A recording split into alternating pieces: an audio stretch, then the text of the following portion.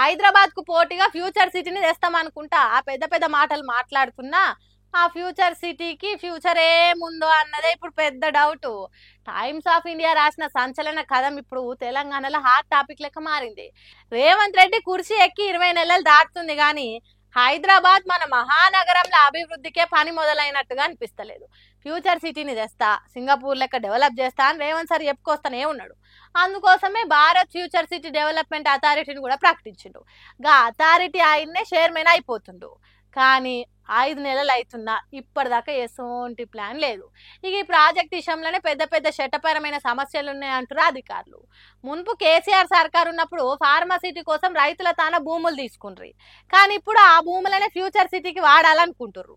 ఫార్మసిటీ tag తీసేసి వేరే ఉపయోగాల కోసం వాడితే కోర్టు కేసులు తప్పవని అధికారులు చెప్తుర్రు. ఇప్పటికే భూసేకరణకి వ్యతిరేకంగా హైకోర్టులో కేసులు పెండింగ్లనే ఉన్నాయి.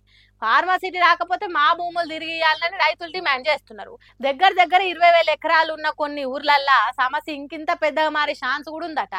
Telangana industrial infrastructure corporation senior అధికారి మాట్లాడుకుంటా గతంలో ఈ భూములను ఫార్మసిటీ కొరకు మాత్రమే వాడతామని హైకోర్టుకి చెప్పినాం.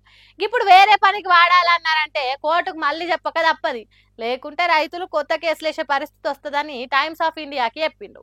ఇక అసలు ప్రశ్న, ఫ్యూచర్ సిటీకి ఫ్యూచర్ ఉందా లేక ఇది కూడా ఒక పెద్ద వాగ్దానమేనా? రేవంత్ రెడ్డి చెప్పిన మాటలు ఎంతవరకు నిజమైతాయో చూడాలిగా.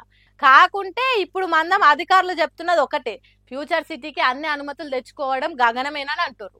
చూడాలిగా ఏమైతుందో, ఫ్యూచర్ సిటీ ఉంటుందో లేకపోతే ఫ్యూచరే లేకుండా పోతుందో. ప్రమాదం జరిగినాక పోయి పరామర్శించే కంటే ప్రమాదం జరగకుండా జాగ్రత్త పాటించడం మంచిది కదా.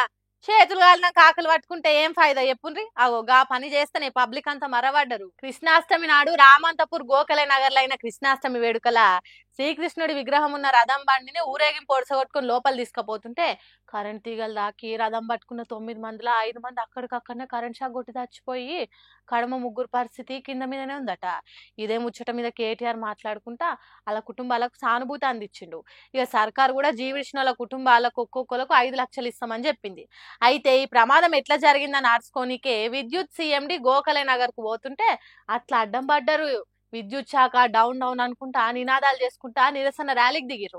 అయితే నిరసన ర్యాలీకి అనుమతులు లేవనుకుంటా స్థానికులను చెదరగొడుతురు పోలీసులు. ఇంత కనికరం లేకుంటున్నారా అని పోలీసులతో కూడా జరసేపు జగడం పెట్టుకుర్రు. అట్లా రామంతపూర్ మెయిన్ రోడ్ మీద ఏ తీర్ల ట్రాఫిక్ జామ్ అయిందో చూడుండ్రి. ఇక ఇప్పుడే ఇట్లా నిర్లక్ష్యం చేస్తే ఇంకొన్ని దినాలలో వినాయక చవితి, దసరా పండుగలు ఊరేగింపులు కూడా ఉంటాయి. అప్పుడు ఏం చేస్తారో పోన్రి. మీరైతే జాగ్రత్త రావు పిల్లగాళ్ళు.